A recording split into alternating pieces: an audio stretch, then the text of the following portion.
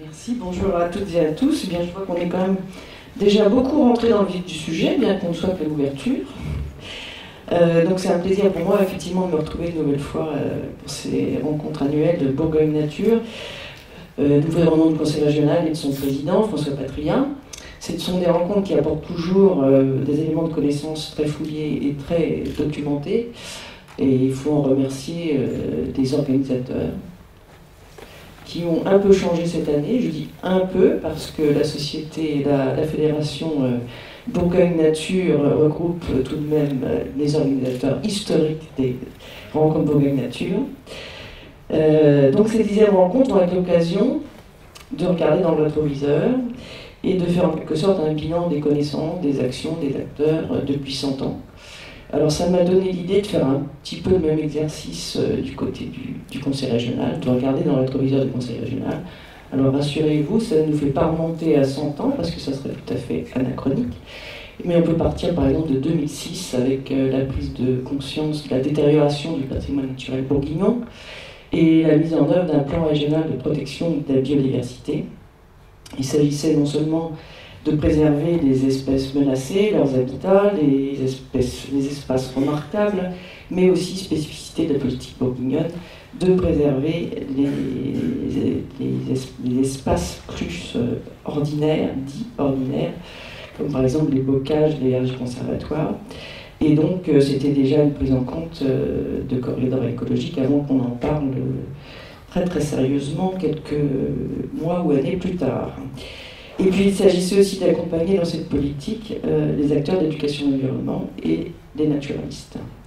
Ensuite est arrivée la prise de compétences, réserve naturelle régionale, dont on vient de parler, création de la première réserve naturelle au Val-Suzon, où il y a des autorisations de prélèvement. C'est important parce que ça sert aussi la science. Et puis la gestation d'autres réserves, je pense à Prémbry dans la Nièvre ou au Tourbière du Morvan, donc c'est un mouvement qui va se poursuivre. Et puis nous avons entamé il y a 2 ans la stratégie régionale de la biodiversité, en partenariat copilotage avec l'État, qui englobe des objectifs de connaissance, de gestion, de valorisation de notre patrimoine naturel, et qui s'est faite dans une démarche de co-concertation avec des séminaires, des ateliers, des rencontres individuelles, et donc je suis persuadée que certains d'entre vous ont participé à cette démarche. La particularité, c'est qu'elle intègre conjointement l'élaboration du schéma régional de cohérence écologique, compris en cela comme un outil indissociable d'une stratégie régionale de la biodiversité. Alors sachez-le, les enjeux, les orientations stratégiques et les pistes d'action qui constituent cette stratégie seront présentés le 2 décembre prochain en salle des séances plénières du Conseil régional. Et ce sera l'occasion de nouveaux échanges sur le contenu et la mise en œuvre de cette stratégie qui se veut très volontariste. Alors si je retourne maintenant vers l'avenir, je dois vous dire que nous sommes à une étape tout à fait cruciale avec la préparation de la future contractualisation 2014-2020 des fonds européens. La biodiversité qui produit tellement de richesses a un défaut, c'est que ces richesses ne se voient ni dans le PIB ni dans le taux de chômage et ne parlent donc pas directement à un certain nombre de décideurs.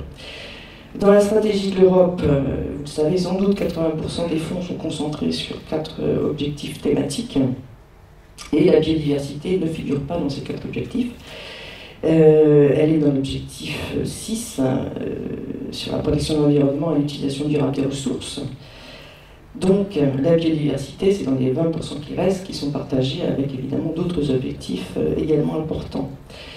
Et ce qui paraît évident à certains, comme les enjeux liés à la biodiversité et à l'eau en Bourgogne, ne l'est pas pour tous. Après une première annonce désastreuse sur le montant que l'Europe destinait à la biodiversité pour des régions comme la nôtre, nous sommes en train, avec l'ARF, de rétablir les choses. Et nous avons très bon espoir de faire valoir les enjeux très importants de la biodiversité en Bourgogne.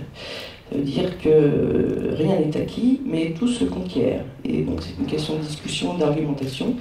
Mais nous avons bon espoir, Madame Etex peut le confirmer.